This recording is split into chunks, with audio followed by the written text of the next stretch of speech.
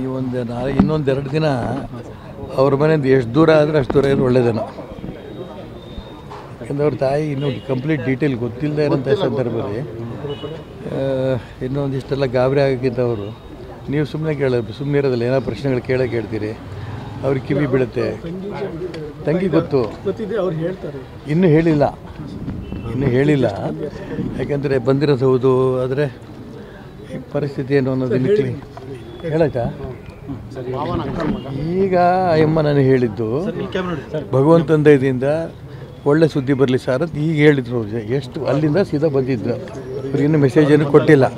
ನಾನೇ ಕೇಳಿದೆ ಅಂದರೆ ಈಗ ಅಲ್ಲಿ ಪರಿಸ್ಥಿತಿ ಪೂರಾ ಆ ತಾಯಿಗೆ ಗೊತ್ತಿಲ್ಲದೆ ಇರೋಂಥ ಸಂದರ್ಭದಲ್ಲಿ ಜೋರಾಗಿ ಅವ್ರಿಗೆ ಕಿವಿ ಬಿದ್ದು ಮತ್ತು ಆ ಜೀವಕ್ಕೂ ಎಫೆಕ್ಟ್ ಆಗಬಾರ್ದು.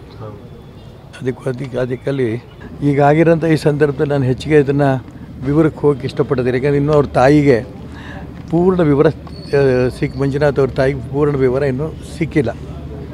ಇಂಥ ಸಂದರ್ಭದಲ್ಲಿ ಆ ಒಂದು ವ್ಯವಸ್ಥೆಯನ್ನು ಮಾಡೋ ದಿಕ್ಕಿನಲ್ಲಿ ಕೇಂದ್ರ ಸರ್ಕಾರ ತಕ್ಷಣ ಆ ಕಡೆ ಗಮನ ಕೊಡಲಿ.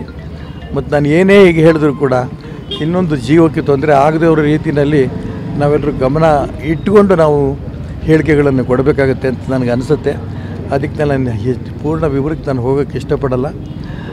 ಅದನ್ನು ಕೇಂದ್ರ ಸರ್ಕಾರ ಗಮನ ಹರಿಸಿ ಆ ದಿಕ್ಕಿನಲ್ಲಿ ಆ ಕುಟುಂಬಕ್ಕೆ ಏನೇನು ಅನುಕೂಲ ಆಗುತ್ತೋ ಅನುಕೂಲವನ್ನು ತಕ್ಷಣ ಮಾಡಬೇಕು ಅನ್ನೋದು ಒಂದು ಕಡೆ ಹೇಳಿದ್ರೆ, ಮತ್ತೊಂದು ಕಡೆ ಈ ರೀತಿ ಭಯೋತ್ಪಾದಕ ಚಟುವಟಿಕೆಗಳೇನು ನಡೆಸ್ತಾ ಇದ್ದಾರೆ, ವಿಶೇಷವಾಗಿ ಹಿಂದೂ ಸಮಾಜದ ಮೇಲೇ ಗುರಿ ಇಟ್ಕೊಂಡು ಏನು ಅನ್ಯಾಯ ಮಾಡೋಕ್ಕೆ ಹೊರಡ್ತಾ ಇದ್ದಾರೆ, ಭಯೋತ್ಪಾದಕ ಚಟುವಟಿಕೆ ನಡೆಸ್ತಾ ಇದ್ದಾರೆ.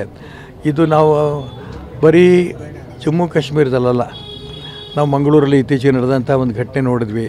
ದೊಡ್ಡ ಸಂಖ್ಯೆಯಲ್ಲಿ ಮುಸಲ್ಮಾನರ ಮೆರವಣಿಗೆಗಳು, ಬಳ್ಳಾರಿಯಲ್ಲಿ ನೋಡಿದ್ವಿ ನಾವು ದೊಡ್ಡ ಸಂಖ್ಯೆಯಲ್ಲಿ ಮುಸಲ್ಮಾನರ ಮೆರವಣಿಗೆಗಳು. ಇದರ ಅರ್ಥ ಭಾರತದಲ್ಲೂ ಕೂಡ ಎಲ್ಲ ಭಾಗದಲ್ಲೂ ಕೂಡ ನಾವು ಅಶಾಂತಿಯನ್ನು ನಿರ್ಮಾಣ ಮಾಡೋದಕ್ಕೆ ತಯಾರಿದ್ದೀವಿ ಅನ್ನೋಂಥ ಒಂದು ವ್ಯವಸ್ಥಿತ ಸಂಘಟನೆ ಈ ರಾಜ್ಯದಲ್ಲಿ ಈ ದೇಶದಲ್ಲೂ ಕೂಡ ನಡೀತಾ ಇದೆ ಅನ್ನೋದನ್ನು ಗಮನಿಸಬೇಕಾಗತ್ತೆ. ರಾಷ್ಟ್ರಭಕ್ತರೆಲ್ಲರೂ ಕೂಡ ಒಂದಾಗಿ ಈ ಒಂದು ದುಷ್ಕೃತ್ಯವನ್ನು ನಾವೆಲ್ಲ ಖಂಡನೆ ಮಾಡಬೇಕು ಅನ್ನೋಂಥ ಒಂದು ಪ್ರಯತ್ನವನ್ನು ನಾವು ಮಾಡಬೇಕು. ಜೊತೆಗೆ ಈ ದೇಶದಲ್ಲಿ ನಾವು ಇನ್ನೂ ಜೀವಂತವಾಗಿದ್ದೇವೆ, ಈ ದೇಶದ ಸಂಸ್ಕೃತಿಯನ್ನು, ಈ ದೇಶದ ಧರ್ಮವನ್ನು ಉಳಿಸ್ತೀವಿ ಅನ್ನೋಂಥ ದಿಟ್ಟ ನಿಲುವನ್ನು ರಾಷ್ಟ್ರಭಕ್ತರೆಲ್ಲರೂ ತಗೊಳ್ಳೋಂಥ ದಿನ ಭಾಳ ಹತ್ತಿರ ಇದೆ.